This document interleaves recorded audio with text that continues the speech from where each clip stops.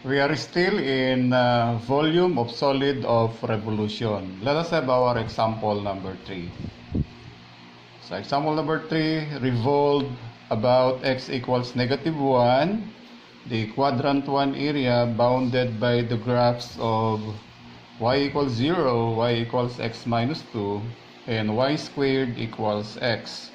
And find the volume of the solid generated. So ito rin yung ating plane area sa example number 1 at saka sa example number 2. Sa example number 1, ang ginawa natin, ni-revolve natin yung plane area about the x-axis. Sa example number 2 naman, ni-revolve natin yung plane area about the line y equals 2. No? So nag-ikot tayo sa baba, nag-ikot tayo sa taas. So ngayon naman, iikot natin siya sa kaliwa, sa x equals -1. So ito yung ating axis of rotation.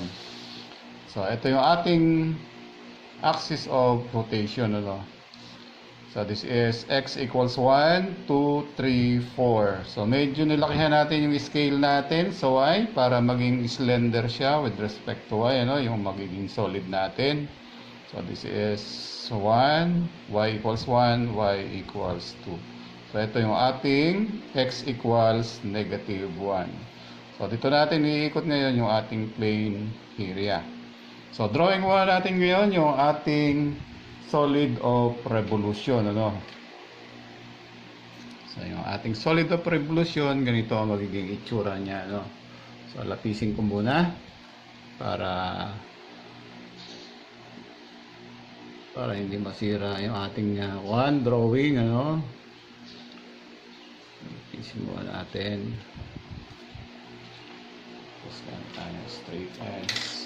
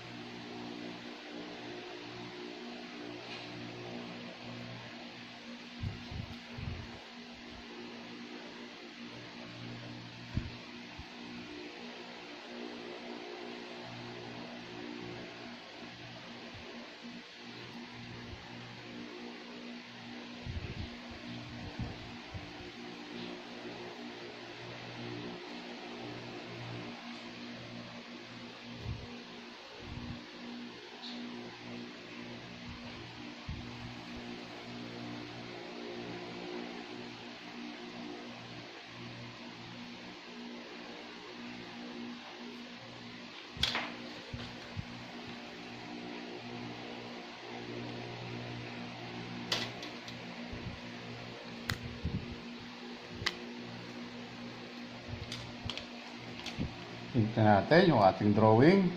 Ha?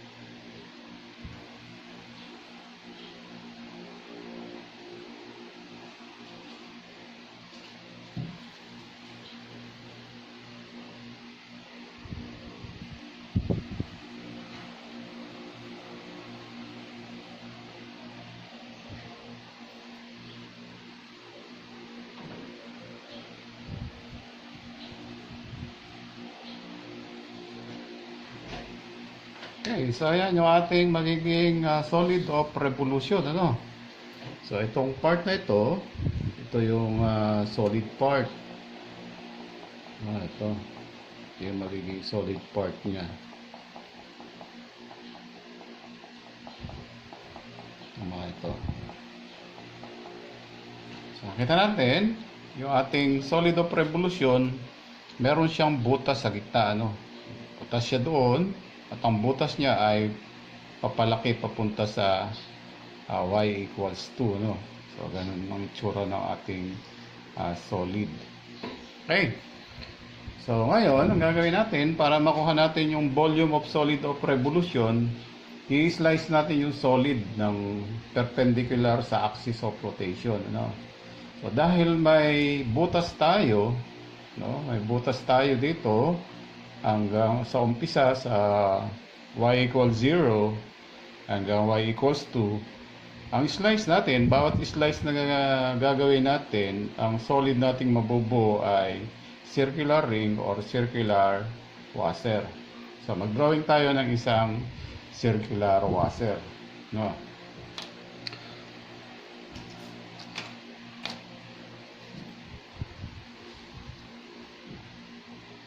So hindi tayo kumuha sa may bandang gitna.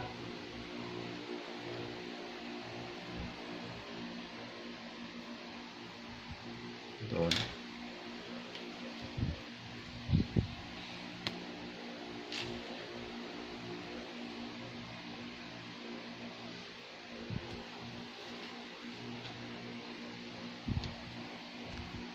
Tapos project natin sa baba, no? Sa baba natin i-drawing yung ating circular washer para hindi tayo makagulod dito sa ating walang drawing, no?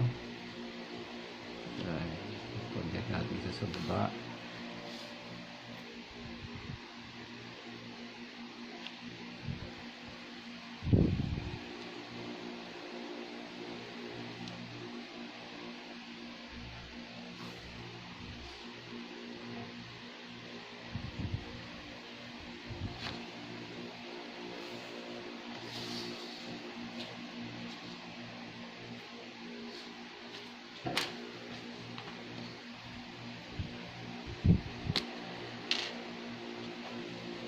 Abaan natin ng bagya yung ating line na x equals negative 1. Ano?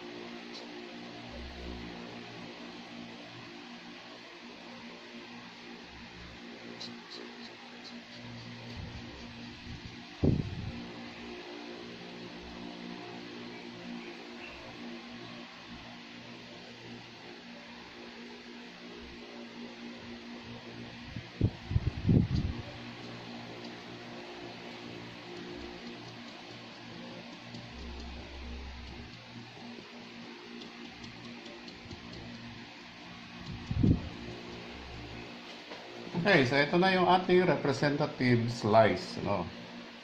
A washer. So, airing line na ito, pag inikot natin siya about x equals negative 1, so ito yung mabubuo niyang solid, ano? A circular washer. Kaya sa pag-solve ng volume ng solid of revolution, ay gagamitan natin siya ng washer method, no? So, washer method ang gagamitin natin. Kasi bawat slice, no? Bawat slice natin, pag ganito ang slice, ano, pag ganyan, bawat slice natin ay circular washer ang mabubuo. Kaya yun yung method na gagamitin natin, by circular washer, no? By circular washer method. So, by circular washer method.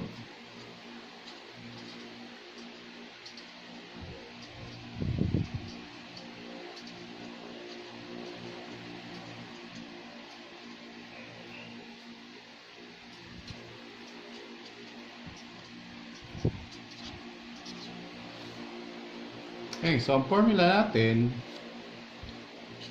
sa ating isang circular washer ay dV equals pi and then times outer radius squared minus inner radius squared and then times the thickness, no? So ito yung ating formula.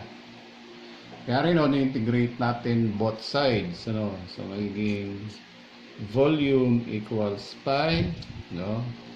Then integral from C to D of R squared, no? R squared minus R squared and then times T.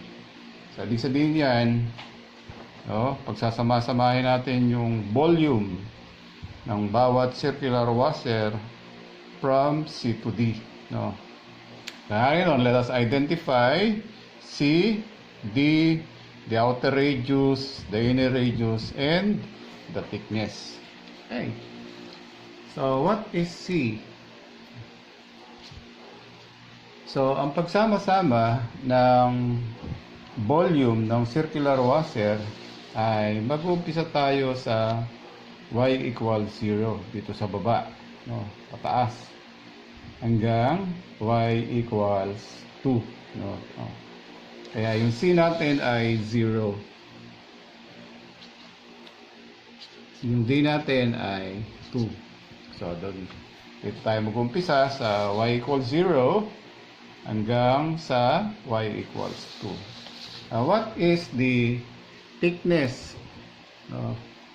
What is the thickness of our circular washer? So you see, yung circular washer natin ay perpendicular siya sa y-axis. Ito yung ating y-axis, ano?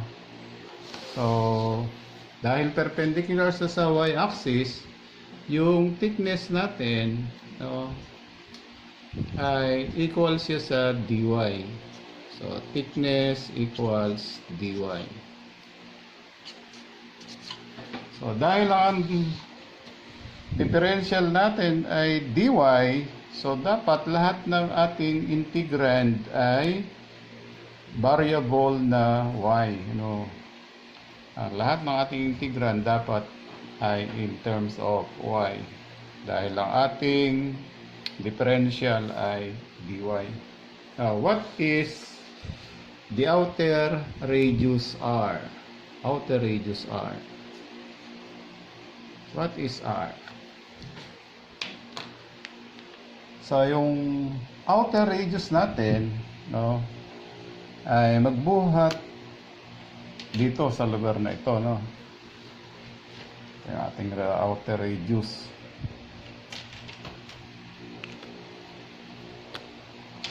Ito yung ating outer radius, ano? Buhat dito sa x equals negative 1 hanggang dito, ano? Yan. Sa lugar na ito.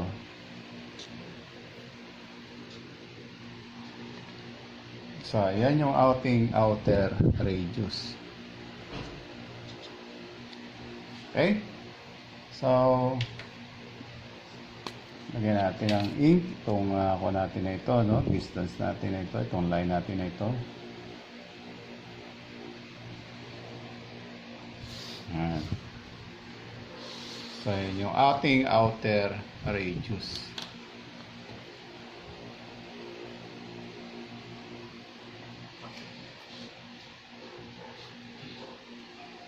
Now, yung distance na ito, buhat dito sa lugar na ito, no? Buhat sa y-axis. Sa y-axis na ito, no? Buhat dito sa y-axis, ito yung ating y-axis.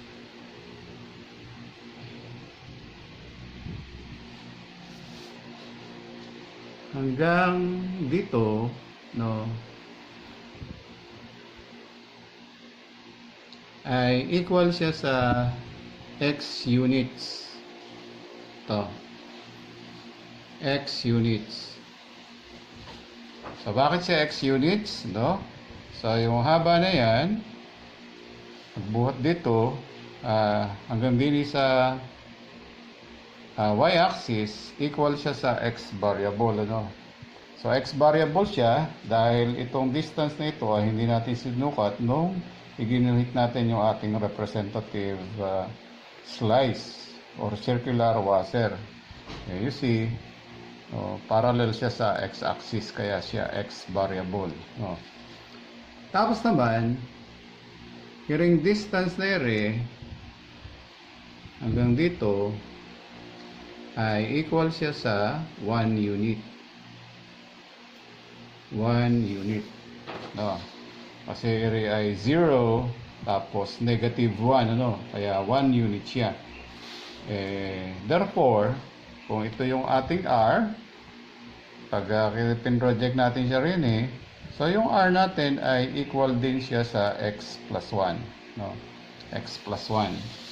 So yung capital R natin or outer radius ay equal siya sa x plus 1. X plus 1. Ay, iba ang kulay, no? So equal siya sa x plus 1. So ngayon, dahil yung ating differential ay dy, yung x na ito ay ililipat natin in terms of y, ano? Ililipat natin sa in terms of y. At ang nagde-define sa kanya ay yung y equals x minus 2 dito sa point na ito sa y-axis, ano? Kaya yung x equal siya sa y plus 2. So, yung x na yun, papalitan natin ng y plus 2. So, r now equals y plus 2 and then plus 1 or equals to y plus 3, ano? So, outer radius natin equals siya sa y plus 3. Okay. Next, what is the inner radius? So, yung inner radius natin ay itong distance na ito, ano? Ang distance na ito, yan yung ating inner radius.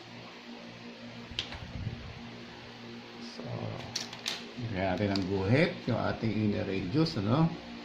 So, itong distance na ito, yung radius ng butas, ito yung ating inner radius. Yan. Ayun yung ating R. Small r. No? Ngayon, dito sa ating figure, no?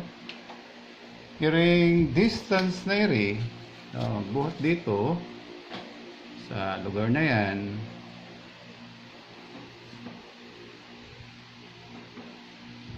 dito, magbuhat sa dulo na ito, no? Hanggang sa dulo na ere. Itong distance na ere, equal din siya sa x variable, ano? Ang buhat sa y-axis, ito yung y-axis natin, hanggang dito, equal din siya sa x variable. No? So, bakit siya x uli? Dahil uli, nung ginuhit natin ito, hindi natin siya sinukat, ano? parallel siya sa x-axis, kaya yung line na yan equal siya sa x variable, yung distance na yan. So dahil ito ay x, tapos meron tayong 1, so kitang-kita natin na yung small r natin or outer radius o inner radius natin ay equal naman siya sa x plus 1, x plus 1. So small r natin equals x plus 1, So r equals x plus 1 din, So dahil yung thickness natin ay dy, so yung x na ito ay ililipat natin in terms of y.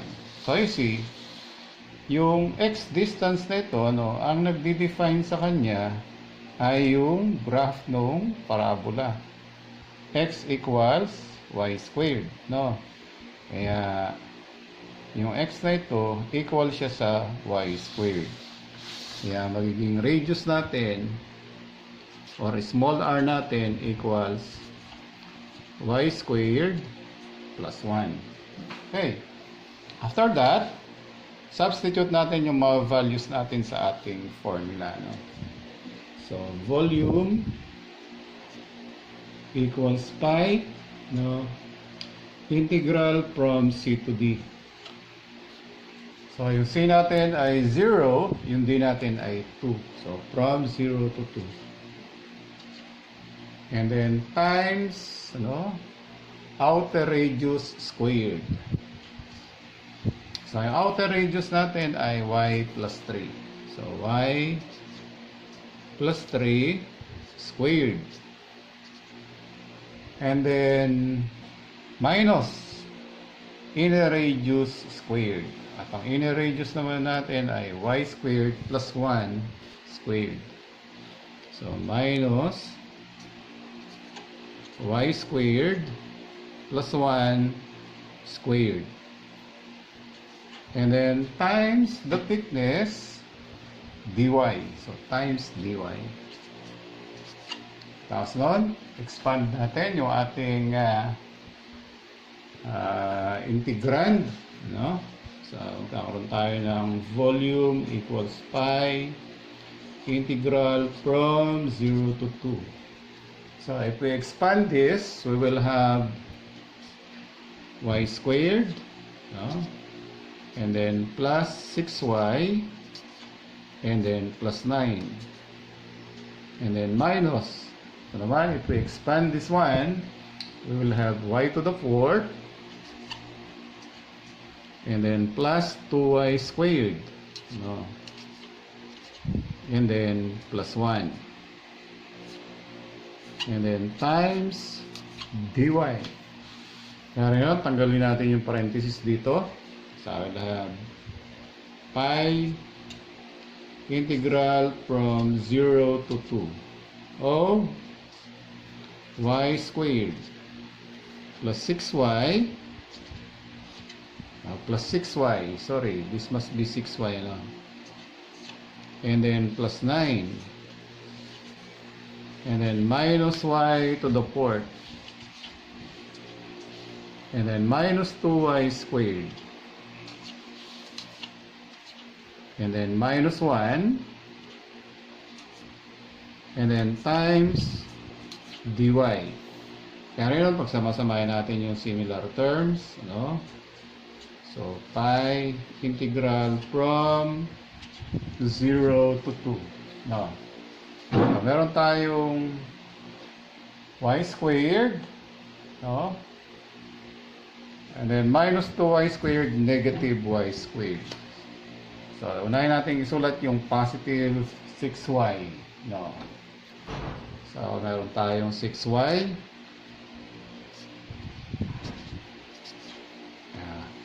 6y, and then y squared minus 2y squared, negative y squared. And then minus y to the 4th. Minus y to the 4th. And then 9 minus 1 equals 8. So, plus 8. And then times dy. Let us integrate. No? So, meron tayong pi. And then, integral of 6y dy equals 6y squared over 2. So, 6y squared over 2. Integral of y squared dy ay negative y cubed over 3. And then minus integral of y to the 4th dy, y to the 5th. And then divided by 5, ano? And then plus 8y. From 0 to 2. Okay? Kaya ngayon, let us evaluate from 0 to 2. Una, when y is 2, ano? So, lahat ng y, papalitan natin ng 2. So, nagkakaroon tayo ng pi, no? And then, times. So, 6 divided by 2 equals 3. Tapos, yung y, papalitan ng 2, no? So, we'll have 2 squared. And then minus 2 cubed over 3.